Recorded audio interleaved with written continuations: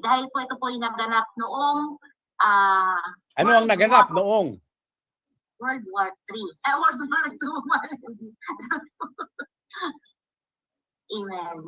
Noong World War II po, dito po nakita ang pangyayari o kaganapan kung saan nagkaroon po ng digmaan sa mga mananampalataya at hindi mananampalataya. Ito po yung dalawang grupo na naglaban. Ito po yung Axis powers at allied powers po, Maledi. Yung allied powers, ito po yung mga bansa kung saan mga mananampalataya. At yung Axis powers naman po, ito po yung mga hindi nananampalataya sa Diyos. Kaya po, Maledi, dito po nagkaroon po ng paglalaban at pinahintulot ng Diyos na sa Pilipinas, malapit po mismo sa bansang Japan, kung saan ito po yung bansang Japan, Maledi, na ito po yung Axis powers, no? Kaalyado niya po yung